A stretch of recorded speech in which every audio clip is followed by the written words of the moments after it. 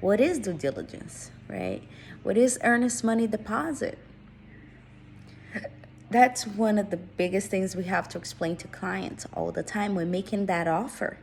You need to know that when you want to put in an offer, right?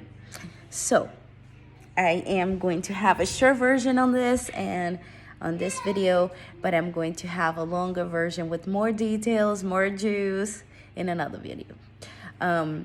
Earnest money deposit and the due diligence fee, right?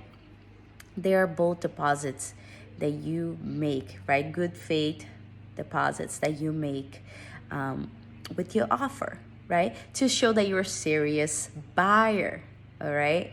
That you are committed to buying this property, right?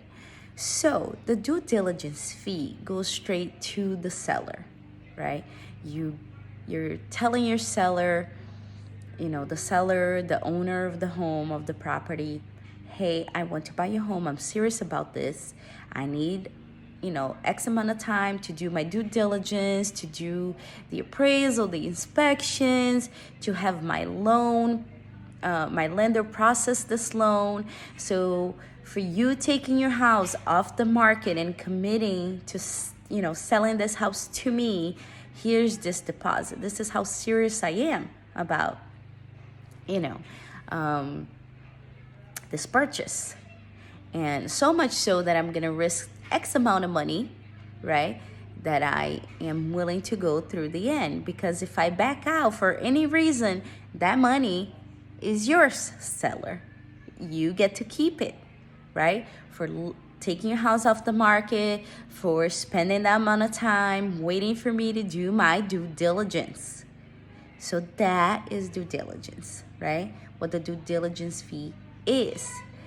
Is it, in different states, it can work in different ways with the earnest money deposit, right? Its importance can be, greater or, smaller depending on where you are and what's the market like, if it's a seller's market.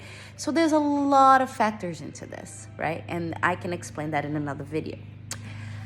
And the earnest money deposit, that in the state of North Carolina usually goes to the closing attorney, right? And they hold it. And if the buyer backs out by the due diligence period, right, date, you put a date on that offer to purchase that you are going to do all your due diligence by. So if the buyer backs out before that, you get that deposit back. If it's after, then, that would have to be probably, going to have to see what's going on and who gets it and all that. But, and the closing attorney, that's holding that in escrow would play a big role in that. But most likely, that the seller will get to keep it if it's after the due diligence period date. I usually give my clients anywhere, depending on how long that contract is going to be for prior to closing, 3 to 4 weeks. So you can do your due diligence, you can get the appraisal back and all of the above. They are both very important in showing your seller that you are a serious buyer and that you are committing financially to the sale of this home, right? To the purchase of this home. And the due diligence is even better because the seller gets that money right away. Kind of helps him offset, the payment they're going to have to make for that month while they're waiting for you to be able to close on the home. And other costs, right?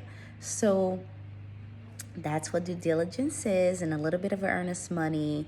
I will explain, this was actually a pretty extensive video explaining it, but I will make a video explaining a little further and giving some more examples, situationally about the due diligence and the earnest money deposit.